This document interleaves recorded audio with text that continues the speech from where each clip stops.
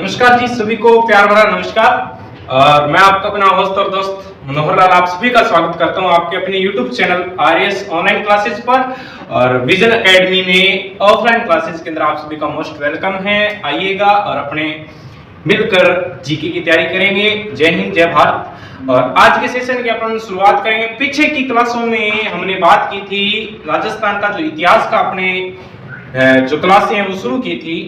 उन्हीं क्लासों के तहत अपने इतिहास राजस्थान में सामान्य परिचय देखा था राजस्थान का ऐतिहासिक दृष्टि से, कि सबसे पहले राजस्थान यानी कि नाम कैसे पड़ा, राजस्थान इतिहास है, अपने इतिहास के बारे में बात की थी। इतिहास किस भाषा का शब्द है और भारतीय इतिहास के जनक किन्हें माना जाता है, राजस्थान इतिहास के जनक किन्हें माना जाता है। इन सब चीजों के बारे में अपने पीछे की क्लासों में मैंने एक क्लास डाली, उस क्लास के अंदर अपने अध्ययन किया है।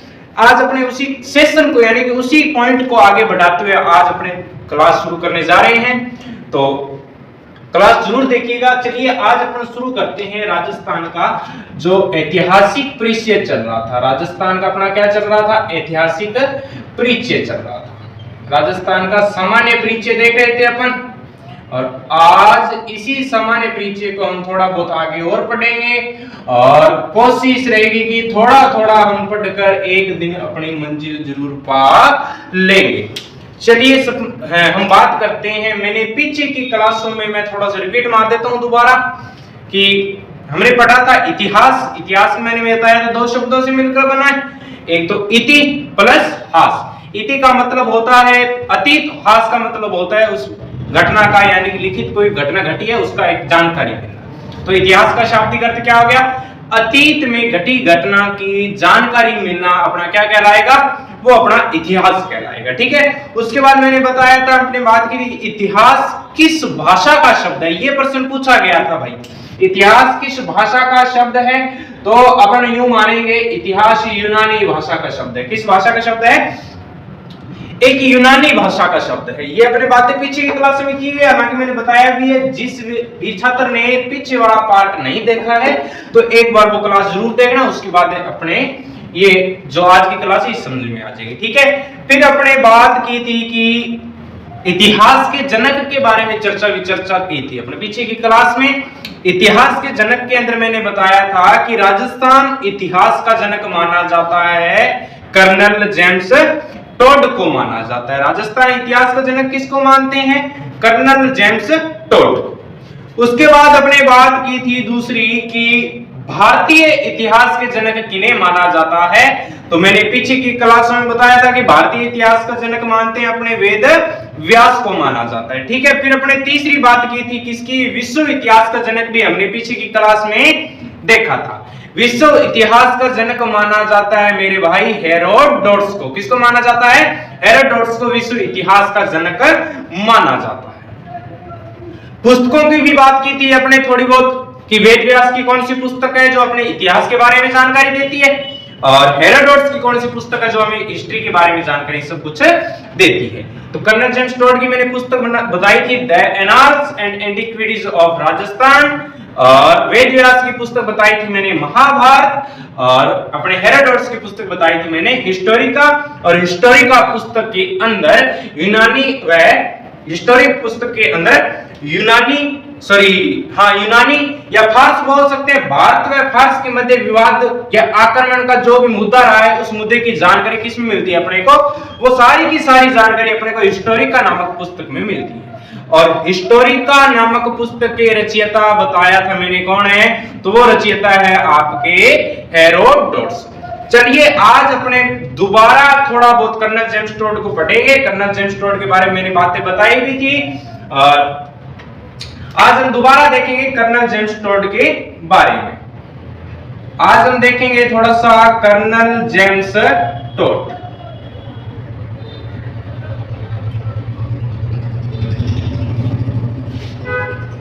देखिए कर्नल जेम्स टोड मैंने बताया था, कर्नल जेम्स टोड के बारे में बहुत सारी बातें बताई थी मैंने कल।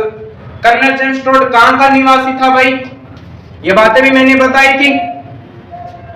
कहां का निवासी था, तो मैंने बताया था कहां का निवासी था ये। इसका जो जन्म हुआ था वो इंग्लैंड में हुआ था। कहां हुआ था जन्म कर्नल जेम्स टोड का, हैप्पी बर्थडे कहां मनाया, तो हैप्पी बर्थडे इसका मनाया भाई इंग्लैंड में। कर्नल जेम्स टोड का जन्म कहां हुआ? कर्नल जेम्स टोड का जन्म इंग्लैंड के अंदर हुआ। ये बातें अपने कल की थी? तो बिल्कुल की थी। चलिए, उसके बाद मैंने बताया था कि भारत में भी आए और मुख्य अपने राजस्थान अध्ययन की दृष्टि से इसको देखना है, ठीक है ना। उसके बाद में प्रमुख व्यक्तित्व के अंदर अपने इसकी जानकारी करेंगे, तब कर्नल जेम्स टोड के बारे में अपने पूरी जितनी भी बातें होती है सारी सारी एक क्लास के अंदर निचोड़ कर रख लेंगे, ठीक है। एक बार अपने इसको राजस्थान की दृष्टि से ही कर्नल जेम्स टोड को अपने को देखना है। चलिए अपने बात करते हैं, सिंपल सी बात, साधारण से क्वेश्चन यहां से पूछे जाते हैं। एक बात याद रखनी है कि कर्नल जेम्स टोड ने राजस्थान के लिए, किसके लिए? राजस्थान के लिए किस शब्द का प्रयोग किया? तो याद रखना, राजस्थान के लिए इसने रजवाड़ा शब्द का प्रयोग किया है। किस शब्द का प्रयोग किया है भाई? तो याद रखना, कर्नल जेम्स टोड ने राजस्थान के लिए रजवाड़ा शब्द का प्रयोग किया है। तो ये बात अपने को समझ में आ जानी चाहिए अच्छे तरीके से। चलिए, उसके बाद मैंने बताया था पीछे की क्लास से अपने देखे कर्नल जेम्स टोड मैंने पढ़ाया भी है, फिर भी एक बार और देखें। कर्नल जेम्स टोड की मैंने पुस्तक भी बताई थी, एक याद हो तो कर्नल जेम्स टोड की एक अपने क्या पढ़ी थी? पुस्तक भी पढ़ी थी, और पुस्तक का नाम था The Annals and Antiquities of the Annals and Antiquities of the Annals and Antiquities of Rajasthan नामक अपने क्या मानी थी? कर्नल जेम्स टोड की एक पुस्तक है भाई। ये बात मैंने कल भी बताई थी, आज फिर इसी बात को दोबारा दोहरा रहा हूं। क्या याद रखना है कि इंग्लैंड में इनका जन्म हुआ है और राजस्थान के लिए रजवाड़ा शब्द का प्रयोग किया, और कर्नल जेम्स टोड की पुस्तक कौन सी है? तो याद रखेंगे the annals and antiquities of Rajasthan. ये राजस्थान की पुस्तक मानी जाती है, ठीक है। चलिए, उसके बाद अपने बात करते हैं इनके गुरु का क्या नाम था। गुरु बताते हैं, गुरु का नाम था यति ज्ञानचंद्र जी। गुरु का नाम क्या? यति ज्ञानचंद्र। और एक बार ये प्रश्न पूछा गया था कि the annals and antiquities of Rajasthan नामक पुस्तक किसको समर्पित है? तो याद रखना, ये पुस्तक अपने गुरु को समर्पित है। किसको समर्पित है ये पुस्तक? अपने गुरु। किसके गुरु? तो याद रखना, कर्नल जेम्स टोड के गुरु को समर्पित पुस्तक कौन सी है? ये प्रश्न आपको पूछ सकता है। तो वो प्रश्न याद रखेंगे कौन सा है? The annals and antiquities of Rajasthan नामक जो पुस्तक है, ये पुस्तक अपने किसको समर्पित की गई है? कर्नल जेम्स टोड के गुरु यति ज्ञानचंद्र जी को समर्पित की गई है, ठीक है। उसके बाद में चल, फिर मैंने एक और बातें बताई थी कि इन्होंने गुरु शिखर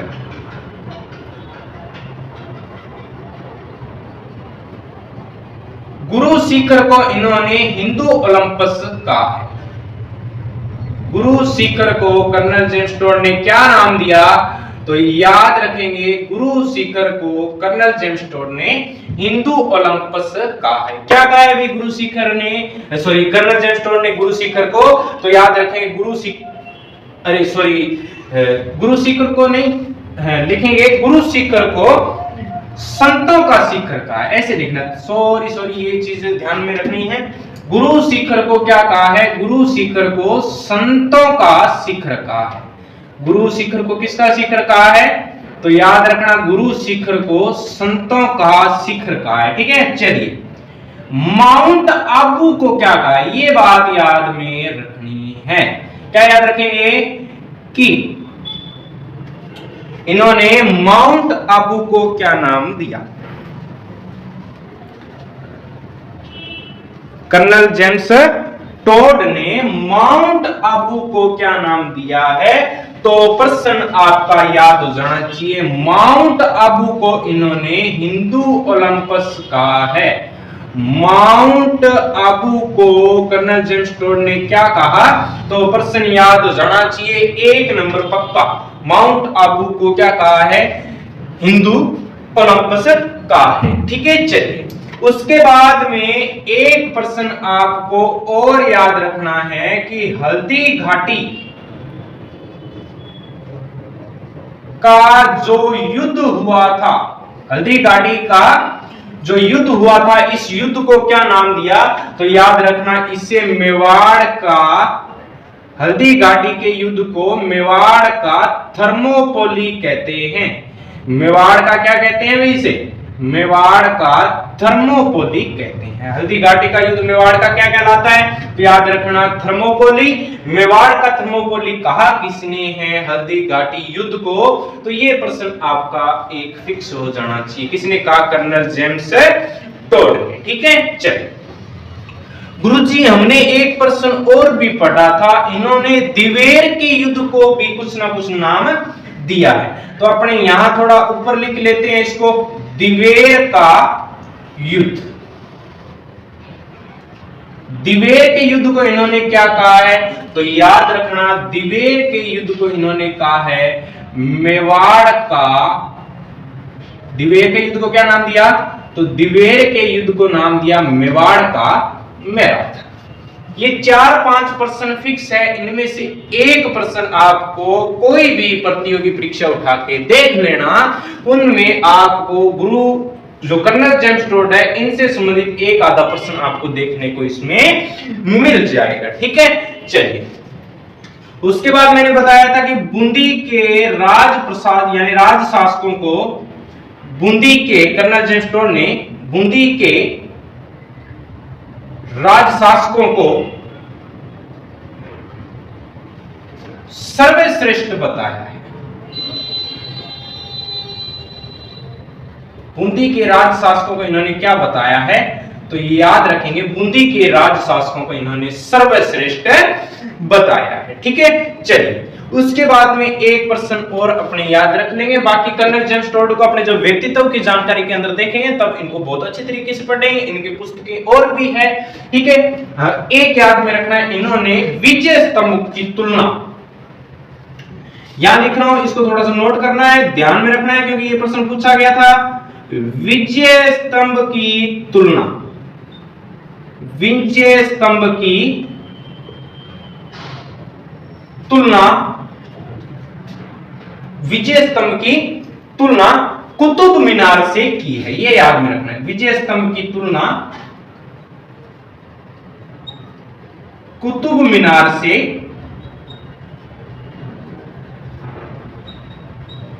की है। ये प्रश्न आपके फिक्स हो जाएंगे। और कर्नल जेम्स टोड का एक प्रश्न तो आपको फिक्स याद हो ही जाना चाहिए। क्या हो जाना चाहिए कि राजस्थान इतिहास के पितामह कहते हैं। राजस्थान इतिहास के क्या कहते हैं? राजस्थान इतिहास के जनक कहते हैं। राजस्थान इतिहास के इन्हें क्या कहा जाता है? तो याद रखना, राजस्थान इतिहास के जनक भी कहा जाता है।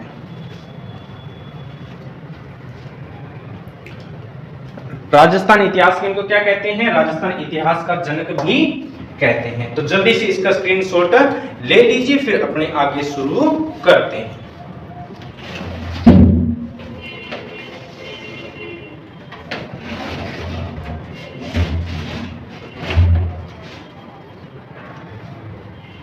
चलिए अब अपनी बात करते हैं थोड़ा सा, और इन्हें तो राजस्थान इतिहास का क्या माना जाता है?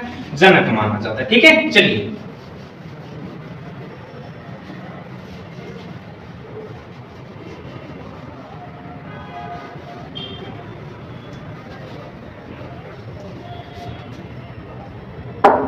अब अगर और हम बात करें ना तो प्रश्न आ जाए, अगर राजस्थान के इतिहास को, राजस्थान के इतिहास को क्रमबद्ध लिखने है, क्रमबद्ध किसने लिखा? ऐसे लिखना प्रश्न। ठीक है, राजस्थान के इतिहास को क्रमबद्ध किसने लिखा? ये प्रश्न आपसे पूछ सकता है। तो याद रखना राजस्थान के इतिहास को क्रमबद्ध लिखने वाला व्यक्ति कौन था? तो याद रखना मुहन्नोत नैणसी। क्रमबद्ध लिखने का काम किसने किया था राजस्थान के इतिहास को? तो याद रखना मुहन्नोत नैणसी। ठीक है, मुहन्नोत नैणसी के दो ग्रंथ इंपॉर्टेंट है जो अपने आगे इनको पढ़ेंगे। मुहन्नोत नैणसी के दो ग्रंथ कौन कौन से? एक हमें याद में रखना है जिसे बोलते हैं नैणसीरी ख्यात। नैणसीरी ख्यात एक ग्रंथ तो ये आता है। ठीक है, एक अपने को और याद रखना है, वो है मारवाड़ परंगनारी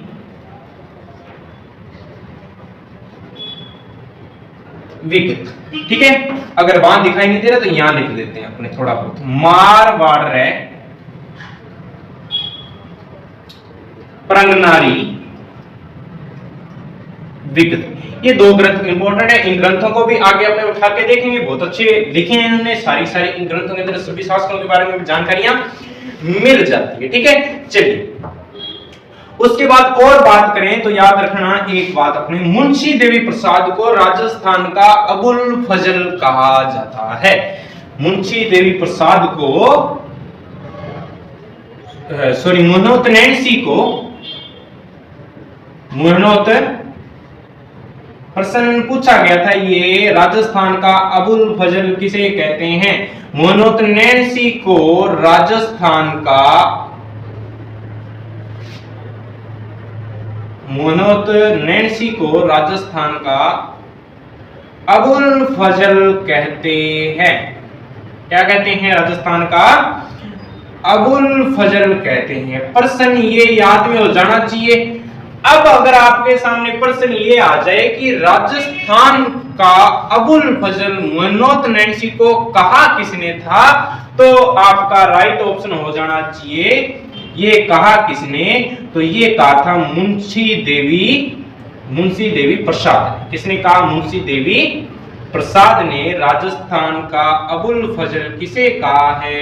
तो याद रखेंगे मुंशी देवी प्रसाद ने राजस्थान का अबुल फजल अपने मुहन्नोत नैणसी को कहा है। तो जल्दी से स्क्रीनशॉट ले लीजिए, फिर अपने आगे शुरू करते हैं।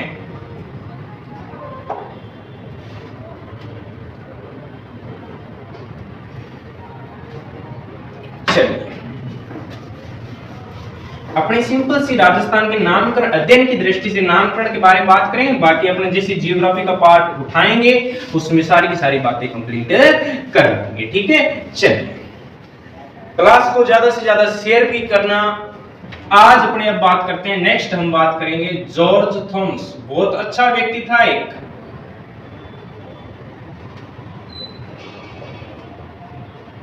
जॉर्ज थॉमस प्रश्न, जॉर्ज थॉमस से बहुत सारे प्रश्न बनते हैं और यहां से प्रश्न बहुत बार राजस्थान के अंदर पूछा गया है। क्या क्या प्रश्न पूछे गए वो देखिए। एक चीज ध्यान में रखना, निवासी कहां का था? प्रश्न आ जाए जॉर्ज थॉमस कहां का निवासी था, तो याद रखना जॉर्ज थॉमस आयरलैंड का निवासी था। जॉर्ज थॉमस कहां का निवासी था? तो याद रखना जॉर्ज थॉमस आयरलैंड का निवासी था। अब देखो अपने अध्ययन की दृष्टि से देखना है इसको, और राजस्थान में अपनी हिस्ट्री पढ़ रहे हैं तो अपने राजस्थान के लिए महत्वपूर्ण कितना रहा है, क्या क्या इसने काम किए हैं, वो सारे सारे एक बार अपनी छोटी सी नजर के अंदर अप्रोच में बोल सकते हैं तैयार कर छोड़ देते हैं। अगर प्रश्न आ जाए राजस्थान के लिए, जॉर्ज थॉमस ने राजस्थान के लिए राजपुताना शब्द का प्रयोग किया। राजपुताना शब्द का प्रयोग किया। ठीक है, यह प्रश्न पूछा गया था पेपर के अंदर, मुझे आज भी याद है। और यह प्रश्न मोस्ट इंपोर्टेंट है, राजस्थान को राजपुताना नाम किसने दिया? याद रखना राजस्थान को राजपुताना नाम किसने दिया? तो याद रखना जॉर्ज थॉमस ने राजस्थान को राजपुताना कहा है। ठीक है, याद हो जाना चाहिए, ये प्रश्न बहुत बार पूछा गया है।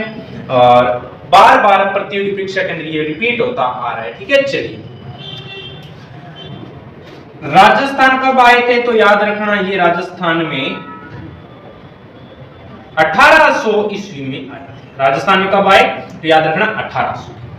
अब चलिए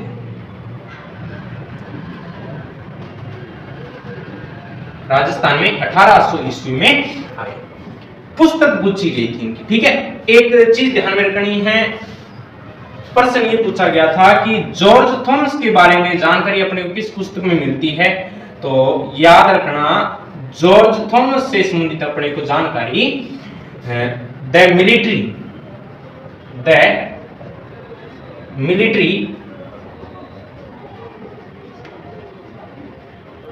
मिलिट्री मेमोरीज ऑफ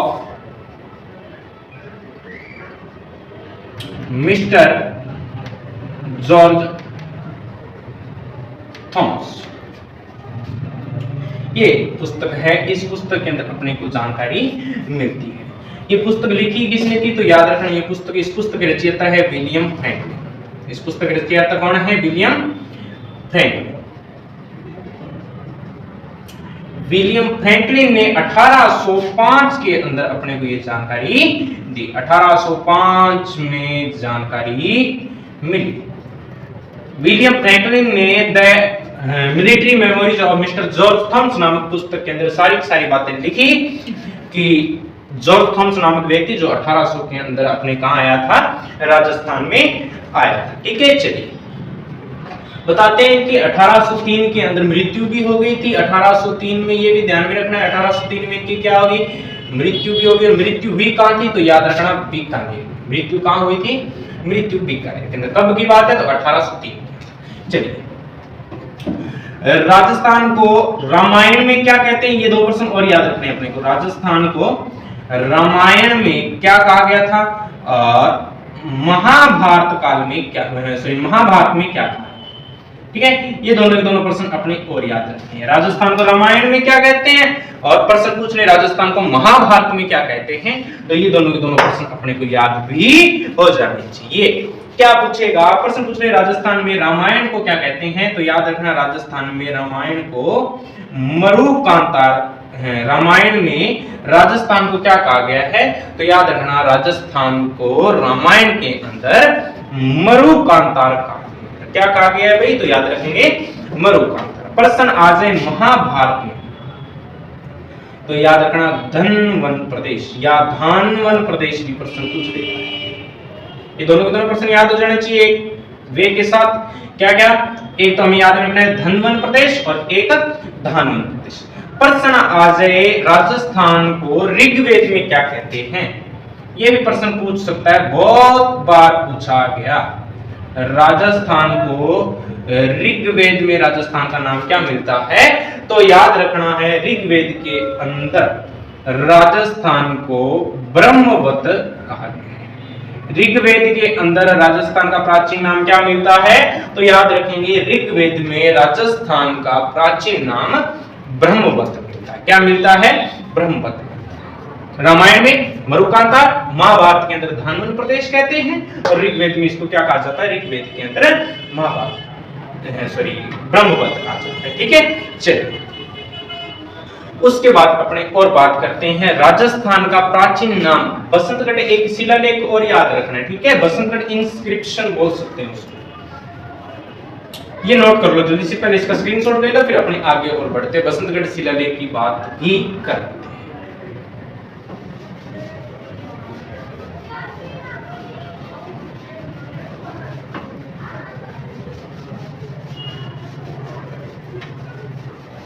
चलिए अब अपने बात करते हैं बसंतगढ़ शिलालेख।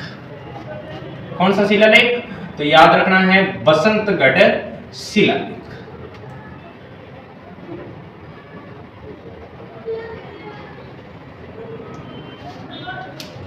प्रश्न पूछे गए बसंतगढ़ शिलालेख से 4-5 प्रश्न फिक्स आ जाते हैं कई बार, यानी कि 4-5 प्रश्न ऐसे बनते हैं जो बार बार रिपीटिशन के अंदर आते हैं, बार बार पूछ रहता है। कभी एक दो भर्तियां चूक जाए वो अलग बात है, बाकी प्रत्येक भर्ती के अंदर बसंतगढ़ से संबंधित एक आधा प्रश्न देखने को मिल जाता है।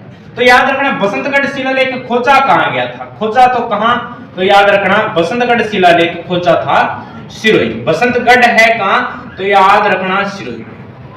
कहां से खोजा गया बसंतगढ़ शिलालेख, तो याद रखेंगे सिरोही से। ठीक है, सिरोही से कहां से ये भी पूछ रहे, तो याद रखना यही सिरोही में एक मंदिर है, उस मंदिर का नाम है खीमल माता के मंदिर से। किसके मंदिर से, खीमल माता के मंदिर से ये खोजा गया, खीमल माता के मंदिर से खोजा। ठीक है कहां खीमल माता का मंदिर, तो ये भी प्रश्न अपने को याद में हो जाना चाहिए। खीमल माता का मंदिर भी कहां है, खीमल माता का मंदिर सिरोही के अंदर है। ठीक है, जब ये खोजा गया उस समय बसंतगढ़ सिरोही का शासक कौन था, तो याद रखना उस समय राजा या शासक बोल सकते हैं, राजा या शासक। जब बसंतगढ़ शिलालेख खोजा गया उस समय वहां का शासक था ब्रह्मलात। कौन था, तो याद हो जाना चाहिए ब्रह्मलात। वहां का शासक कौन, तो वो था ब्रह्मलात। बसंतगढ़ शिलालेख कहां से खोजा गया, तो सिरोही से, खीमल माता के मंदिर से खोजा गया। ठीक है, खोजा कब गया था, है कब, टाइम पीरियड का है, कब का है ये शिलालेख, तो याद रखना ये शिलालेख अपना 625 ईसा पूर्व का है। कब का है, 625 का। ठीक है, तो याद रखेंगे कब का है, यहां लिख सकते हैं 625। ये लीजिए बसंतगढ़ शिलालेख खोजा सिरोही केंद्र, राजस्थान शासक कौन था, तो ब्रह्मलात। चलिए और प्रश्न और पूछ सकता है अपने को बसंतगढ़ शिलालेख से, तो याद रखना है इसमें मुख्यतः अपने को क्या याद रखना है, दो बातें याद रखनी है कि एक तो सामंत प्रथा की जानकारी मिलती है। प्रश्न आ जाए सामंत प्रथा की जानकारी किसकी, तो याद रखना सामंत प्रथा की जानकारी किसमें मिलती है, तो याद रखना सामंत प्रथा की जानकारी अपने को बसंतगढ़ शिलालेख में मिलती है। उसके बाद अपने और बात करें बसंतगढ़ शिलालेख में राजस्थान का नाम, ये मुद्दा अपने चर्चित में रखना है क्योंकि अपने राजस्थान का थोड़ा सा परिचय यानी कि ऐतिहासिक दृष्टि से उठाकर देख रहे हैं। राजस्थान का नाम इसमें क्या मिलता है, तो याद रखना राजस्थानी द्वितीय यानी कि राजस्थानीय द्वितीय, ये भी बोलते हैं, केवल द्वितीय भी आ जाता है, तो सिंपल सी बातें हैं ये याद हो जानी चाहिए। ठीक है, राजस्थानी द्वितीय, इसमें राजस्थान का क्या नहीं मिलता है, नाम। क्या ये नाम प्रत्यक्ष रूप से है या अप्रत्यक्ष रूप से है, तो याद रखना राजस्थान का ये नाम प्रत्यक्ष रूप से है। राजस्थान का ये नाम किस रूप से है, तो ये राजस्थान का नाम प्रत्यक्ष रूप से है। ठीक है, प्रश्न बन सकता है राजस्थान का प्राचीन नाम प्रत्यक्ष रूप से किसमें मिलता है। प्रश्न क्या बनेगा, यहाँ अपने एक क्वेश्चन बना लेते हैं, छोटा सा लिखवा देता हूं, कई बार प्रश्न बन सकता है। राजस्थान का प्राचीन नाम, राजस्थान का प्राचीन नाम प्रत्यक्ष रूप से, राजस्थान का प्राचीन नाम प्रत्यक्ष रूप से किस शिलालेख में मिलता है, किस शिलालेख में मिलता है, शिलालेख में मिलता है। तो याद रखना है इस प्रश्न का अपना उत्तर हो जाएगा राजस्थान का प्राचीन नाम प्रत्यक्ष रूप से किस शिलालेख में मिलता है, तो याद रखना ये मिलता है अपने को बसंतगढ़ शिलालेख। किस शिलालेख में, तो याद रखेंगे बसंतगढ़ शिलालेख। और बसंतगढ़ शिलालेख है कब का, तो बसंतगढ़ शिलालेख 625। ठीक है, उसके बाद में चलिए अगर प्रश्न आ जाए राजस्थान का अप्रत्यक्ष रूप से नाम किसमें मिलता है, तो याद रखना राजस्थान का प्राचीन नाम, राजस्थान का प्राचीन नाम अप्रत्यक्ष रूप से, किस रूप से, राजस्थान का प्राचीन नाम अप्रत्यक्ष रूप से किसमें मिलता है, यह प्रश्न पूछ सकता है। अप्रत्यक्ष रूप से किस शिलालेख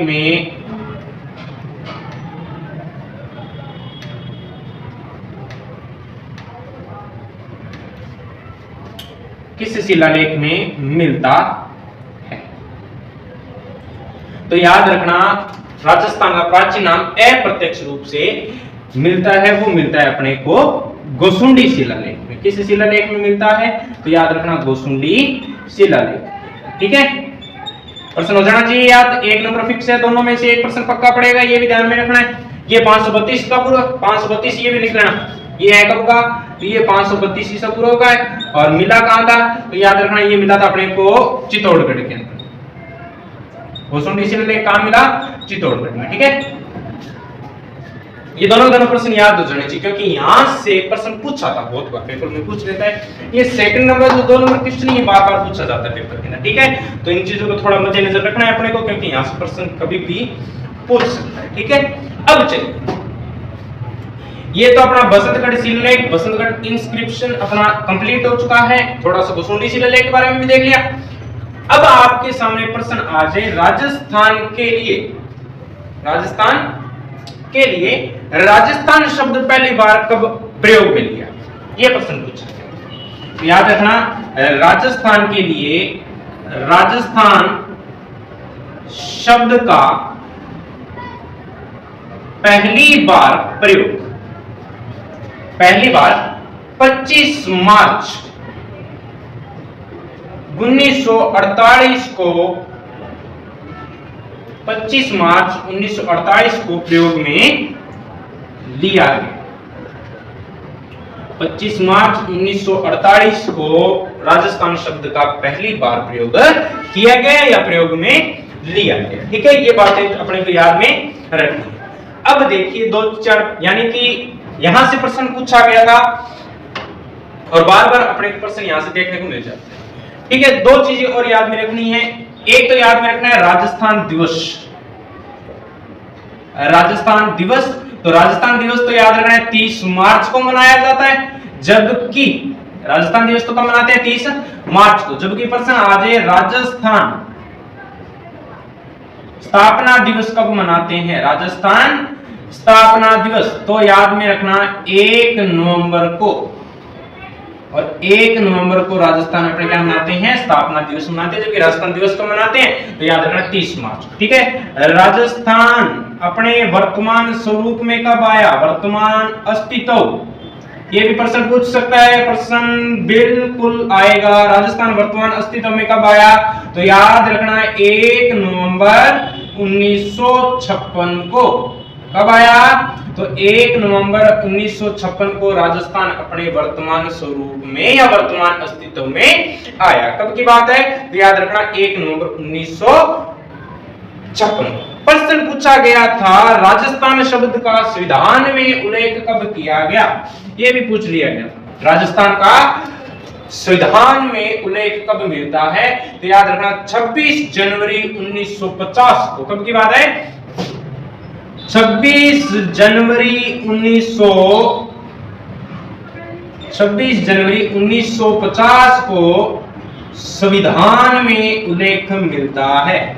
26 जनवरी 1950 को किसमें उल्लेख है, संविधान में उल्लेख मिलता है। और किसका मिलता है, तो याद रखेंगे राजस्थान का संविधान में उल्लेख कब मिलता है, तो ये मिलता है 26 जनवरी 1950 को संविधान के अंदर राजस्थान का उल्लेख मिल जाता है। ठीक है, और राजस्थान मैंने बता दिया वर्तमान स्वरूप में कब आया, तो वर्तमान स्वरूप में 1 नवंबर 1956 को आया। जबकि संविधान में उल्लेख कब मिलता है, तो याद रखेंगे 26 जनवरी 1950 को तो संविधान में दर्जा दिया गया। जबकि वर्तमान में कब आया, तो यानी कि वर्तमान फिक्स कब किया गया, तो 1 नवंबर 1956 को। इस दिन राजस्थान अपना स्थापना दिवस मनाता है। और राजस्थान दिवस कब मनाया गया, 30 मार्च को। और राजस्थान शब्द का पहली बार प्रयोग कब किया गया, तो याद रखेंगे 28 मार्च 1948 को पहली बार इसका प्रयोग किया गया। ठीक है, उसके बाद यानी कि राजस्थान का गठन किया गया। और राजस्थान के गठन की प्रक्रिया क्या कहलाई, तो अपने यहां लिख सकते हैं राजस्थान के गठन की प्रक्रिया क्या कहलाई, राजस्थान के गठन की प्रक्रिया एकीकरण कहलाई। क्या कहलाई भाई, तो लिख सकते हैं राजस्थान के गठन की प्रक्रिया एकीकरण कहलाई। क्या कहलाई, राजस्थान के गठन की प्रक्रिया एकीकरण कहलाई। और एकीकरण ध्यान रखना, राजस्थान का एकीकरण, राजस्थान का एकीकरण कितने चरणों में संपन्न हुआ? तो याद रखना, राजस्थान का एकीकरण 7 चरणों में पूर्ण हुआ। कितने चरणों में पूर्ण हुआ? तो याद रखेंगे, राजस्थान का एकीकरण 7 चरणों में पूर्ण हुआ था। तो यहां से आपके प्रश्न प्रतियोगी परीक्षा में पूछेंगे, बातें वही लिखनी है जो पेपर में सीधी डायरेक्ट पूछी जाती है, ठीक है। और अपने को सिंपल सी बात याद में रखना है, एक बार हमें जैसे तैसे करके छोटी या बड़ी जो भी भर्ती मिलती है, एक बार सिलेक्शन ले लो, उसके बाद में अपने छोटा मोटा जैसे भी होता है अपने पहले एक बार सर्विस में लग जाएं, उसके बाद से बड़ी सिविल की तैयारी करना, किसी प्रकार की तैयारी कर सकते हैं, ठीक है। जबकि एक बार हमारा फर्ज बनता है, एक बार हमारा फर्ज बनता है अपने घर वालों के सपनों को पूरा करना है। घर वाले सपना संजोए बैठे हुए हैं, ये भी ध्यान में रखना है।